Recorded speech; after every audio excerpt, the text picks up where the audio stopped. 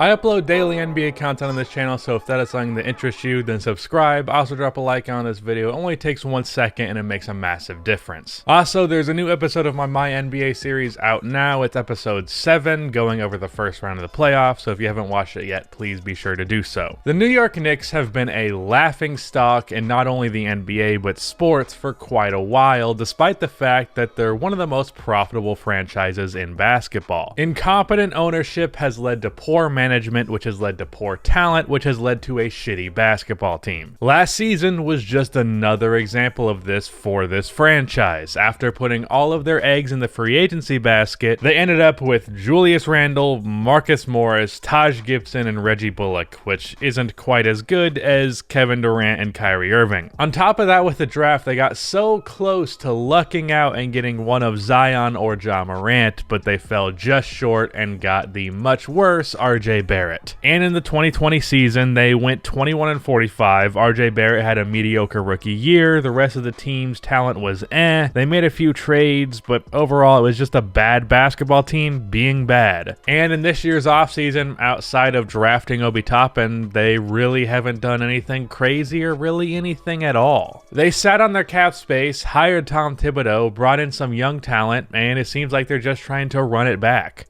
And in the process, get some development for the young players that they have, and honestly, I don't hate it.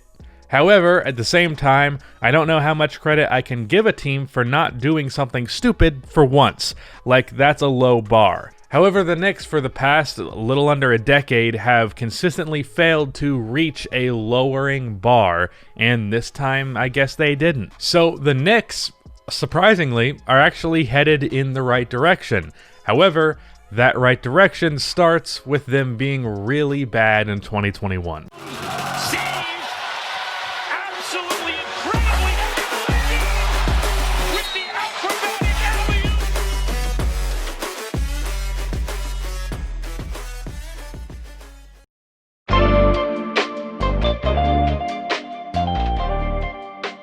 Let's go over the New York Knicks depth chart. I'm assuming Payton gets the starting point guard spot, RJ Barrett at the 2. There was no clear answer for the 3 spot, so I just put Kevin Knox as kind of a placeholder. I could see them starting Alec Burks or Austin Rivers at the 2 and RJ at the 3, but this is what I'm leaving it at. Obi Toppin at the 4, Mitchell Robinson at 5, Emmanuel Quickley as the point guard off the bench, Frank Ntilikina at 2, Burks at 3. I know he's a shooting guard, but there's no backup small forward. Randle off of the bench, and Noel as the backup 5. This depth chart is pretty rough because there isn't a clear fit for these players for a rotation. I could see Austin Rivers being a starter or a third stringer. I'm not sure what this roster is going to look like exactly, but that's just some of the names. At point guard, I do not care for Elfrid Payton. To me, a point guard who is not elite at anything that is not at all a floor spacer just ain't it. He's a pretty good playmaker and defender, but an abysmal shooter, and as someone who'd like to see RJ Barrett as a primary ball handler, a non-shooting point guard is not a good fit with him at all. But now I can talk about RJ Barrett. RJ is the best prospect on the Knicks by far. He is a big guard with a lot of creating abilities. He has very solid handle, he's a very solid playmaker, and he's shown ability to get to the basket off the dribble. His issues have come with efficiency, shot selection, and his playmaking being selective. There are times where RJ seems like he has fantastic vision and times where it seems like he has tunnel vision. It's like he chooses when and when not to be a playmaker, and it's a very weird thing. He is also abysmal as a mid-range shooter thus far, and that has not stopped him from taking those shots, as 30% of his shots come from mid-range. His three-point percentage also is not good, nor is his free throw percentage. However, he is only 20 years old, and the Knicks last year were not doing him any favors. The team was horrible at shooting, which for a ball handler who wants to create and attack the basket, that's not ideal. On top of that, the offensive options like Julius Randle did not play to RJ's strengths in the slightest. More examples of the floor not being spaced out at all. There's a whole lot of debate about whether or not the Knicks should try and rebuild around RJ Barrett, And to me, the answer to that is yes, they should, but also no, not really. What I mean by that is no, RJ Barrett is not a franchise leading option, at least for a contender, but you can also make his life easier. I think RJ can develop into an all-star and a good second option, and until you get an opportunity to get a better guy like Cade Cunningham, it doesn't hurt to draft a guy like Obi Toppin who pairs well with him when there really aren't any prospects at RJ's position that were better at that pick. It doesn't hurt to trade a guy like Elfrid Payton for a point guard that would actually complement his talent. Just because you don't have a crazy Luka Doncic-like prospect does not mean that you don't make life easier for the pretty good prospect that you have. The Knicks have kind of set up RJ Barrett to fail, and I do not think he should be dismissed as a future star-level player whatsoever. At power forward, we have the Knicks' recent draft pick, Obi Toppin. I have to assume that he starts over Randle, and Randle becomes the sixth man just because Toppin is like a future guy and Randle really isn't, though I guess I could see a world where Toppin comes off the bench, and I would guess that Toppin is a little bit better of a player than Randle anyways, but I generally have a lower opinion of both of these guys, more so in the direction of Randle. Toppin is basically looking like a poor man's Amari Stoudemire with a passable three-point shot and some playmaking chops. He's a very good pick-and-roll guy as the roll man, and he is a very good finisher at the basket. But for that Amari comparison, while Amari was by no means no lockdown defender, next to Obi Toppin, he looks like Hakeem Olajuwon, because Toppin is an abysmal defensive player, which is something you do not want out of a big man who really cannot create his shot all that often and isn't an elite floor spacer. Offensively, Toppin is semi-limited, and defensively, he's just abysmal. So how high can his ceiling actually be? Well, I don't think he's going to be an all-star level player unless he really turns some of his weaknesses into the very least just not weaknesses. But he can be a good source of offense and a good pick and roll partner for RJ Barrett. So I don't think it's a bad pick at all, and Toppin should certainly be a very fun player. I just don't know that he'll ever exceed just being a fun player. Mitchell Robinson is in a very interesting situation as a player. He is very clearly a very talented defensive player.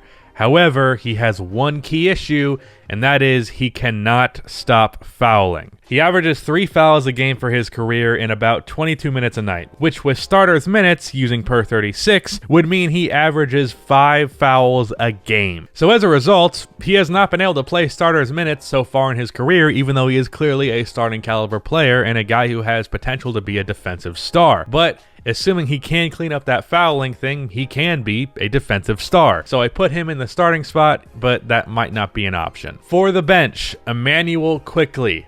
First of all, that's a name right there. I don't know if it's a good one or a bad one, but it sure is hell a name. Immanuel is a point guard that is a very good shooter, good athlete, and a good defensive player. He can shoot off of the dribble, but he's especially good off of the catch. He's not much of a playmaker for others, but he's a guard that can play next to RJ that will space the floor for him. I would not be surprised at all if he eventually got the start, or if he even got it right out of the gate. I do think that's the right move kind of immediately, but I imagine they'll initially at least give it to Elfrid Payton, but that's a young player on the Knicks to keep an eye on. As for the rest of the rotation, Frank Ntilikina isn't really good, but he's at least good on defense. Alec Burks is a decent shot creator for the bench unit. Julius Randle, I feel, is an empty stats guy, and if I was the Knicks, I would be looking to trade him. Nerlens Noel is basically a poor man's Mitchell Robinson and a fine backup 5. I've long since given up on Dennis Smith Jr., and Austin Rivers is a fine rotation player. I wouldn't be surprised in the slightest if Austin Rivers was actually replacing Frank Ntilikina in the rotation. I just personally would give Frank more opportunity because I have not yet given up on him. Given up on him being a decent role player, by the way. Him being anything close to a star is well out of the realm of possibility at this point. So what will this team actually look like on the court as opposed to what they looked like last year? Well, I think the addition of Toppin is going to mean that this is a much higher paced team. Randle is very slow for a power forward in today's game.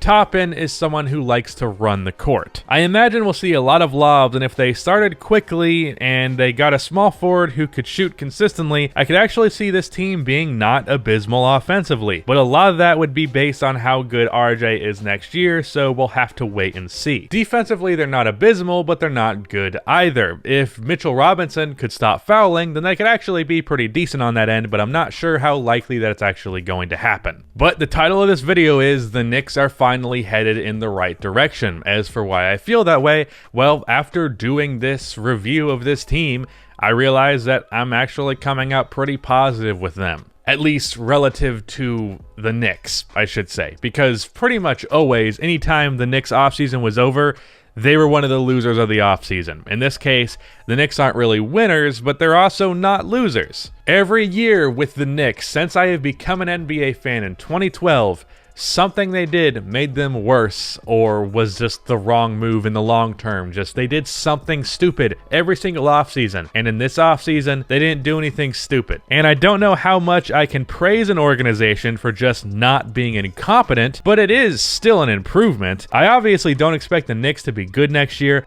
but for once, I don't think they had a bad offseason, and that's something that I have not been able to say ever. So shout out to the Knicks for not being completely trash. Also shout out to Rudy for editing this video. Also, if you have not yet, go check out that new My NBA video going over the first round of the playoffs. But that is the end of this video. Please be sure to like and subscribe for more NBA content like this, and cue the outro music.